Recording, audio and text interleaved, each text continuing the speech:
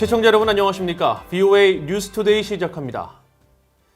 최근 미국 의회에서는 북한 등 억압 정권 아래 있는 주민들에게 외부 정보 유입을 강화하는 내용의 법안이 발의됐습니다.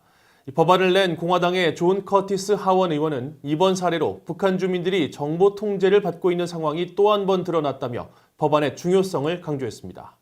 커티스 의원을 이조은 기자가 인터뷰했습니다.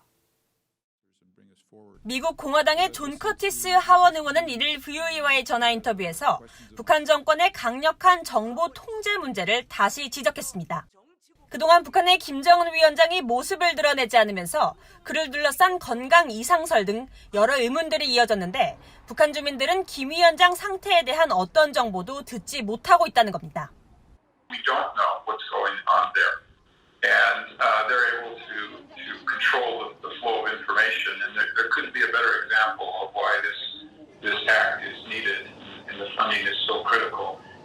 커티스 의원은 그러면서 갈수록 심해지는 북한 정권의 정보 통제는 주민들에 대한 인권 침해로 직결된다고 지적했습니다.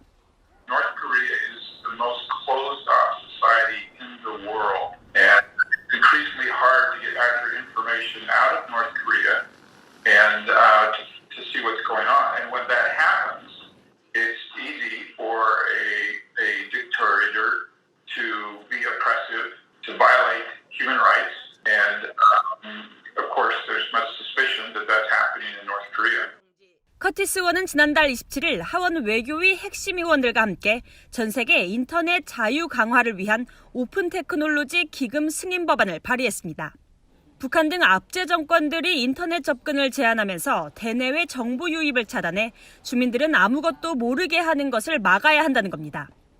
The Open Technology Fund bill develops and distributes technology to circumvent internet controls that regimes that are repressive might impose on their people. And we know the likely targets are North Korea and Iran.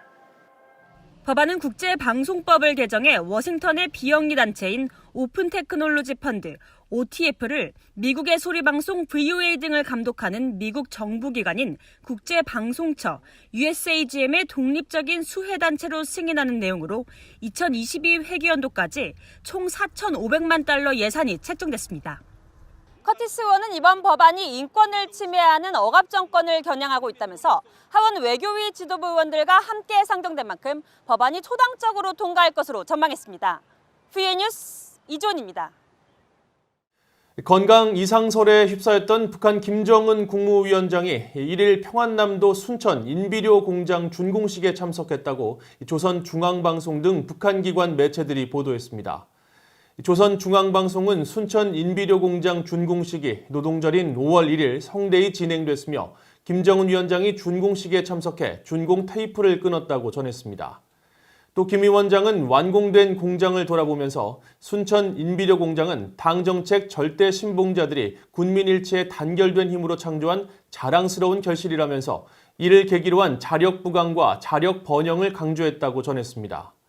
북한에서 김 위원장의 공개 행보가 보도된 것은 지난달 11일 평양에서 노동당 정치국 회의를 주재한 이후 처음이며 준공식에는 김 위원장의 여동생인 김여정 노동당 제1부부장과 김재룡 내각 총리 등이 참석한 것으로 전해졌습니다. 김 위원장은 지난달 15일 집권 후 처음으로 할아버지인 김일성 주석 생일에 금수산 태양궁전을 참배하지 않으면서 건강에 문제가 생겼을 가능성이 제기돼 왔습니다. 국제인권단체 휴먼라이츠는 최근 불거진 북한 김정은 국무위원장의 건강 이상설과 신종 코로나 바이러스 감염자가 한 명도 없다는 주장 등과 관련해 북한의 철저한 정보 통제는 전체주의 체제를 부각시킨다고 지적했습니다. 휴먼라이츠 워치의 존 시프튼 아시아 국장은 지난 29일 홈페이지에 올린 입장문을 통해 북한은 주민들의 정보 접근과 정부 발표에 대한 신뢰가 결여된 세계에서 가장 비밀스러운 국가라며 이같이 지적했습니다. 또 신종 코로나 바이러스 감염자가 한 명도 없다는 북한의 위험하고 믿기 힘든 주장 역시 북한 정부의 비밀주의와 이중성, 주민들에게 거짓을 강요하는 능력 등을 보여준다고 지적했습니다. 이와 관련해 시프튼 국장은 VOA에 정보 통제는 전체주의 통치의 핵심 요소라며 북한 당국의 관심사는 최고 지도자를 신적 존재로 정부를 무결하게 보이게 하는 것이지만 지도자가 무력해지면 심각한 사회적 혼란이 야기되고 주민 인권에도 큰 영향을 준다고 지적했습니다. 미국의 존 루드 전 국방부 정책 차관은 대북 억지력의 핵심은 모든 공격과 방어 역량의 통합이며 한국, 일본 등 핵심 영내 동맹의 협력이 매우 중요하다고 밝혔습니다. 지난 2월 사임한 존 루드 전 국방부 정책 차관은 지난 30일 미사일 방어 옹호 동맹이 주최한 화상회의에서 지난해 트럼프 행정부가 발표한 미사일 방어 검토 보고서의 취지와 향후 전망을 논의하며 이같이 밝혔습니다. 또 이란, 북한, 중국, 러시아 등이 최근 수년간 자국 미사일 역량을 영내 안보 환경을 바꾸기 위한 핵심 군사 교리로 삼으며 특히 반접근, 지역 거부 전략을 통해 미국의 동맹 원조 의지를 꺾기 위해 노력해왔다고 지적했습니다. 그러나 효과적인 미사일 방어 역량이 그 같은 셈법을 실현 불가능하게 만든다며 미국의 미사일 방어 전략은 지금까지 영내 안정화에 핵심적으로 기여해왔다고 강조했습니다.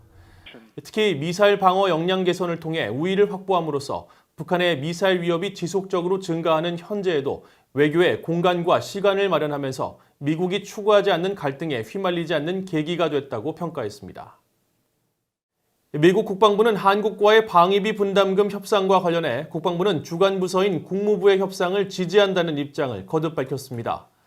미국 국방부의 조나선 호퍼만 대변인은 1일 정례 브리핑에서 이같이 밝히면서 마크 에스퍼 국방장관이 밝힌 것처럼 한국이 미국의 방위 노력에 더 많은 비용을 지출할 것으로 믿는다는 입장을 다시 강조했습니다.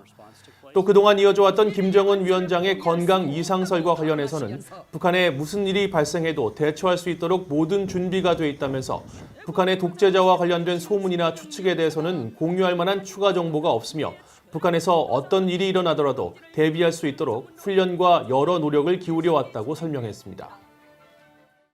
해리 해리스 주한 미국 대사가 아시아 태평양계 미국인 문화유산의 달인 5월을 맞아 한국전쟁에 참전했던 고 김영옥 미군 육군대령을 소개하며 기렸습니다.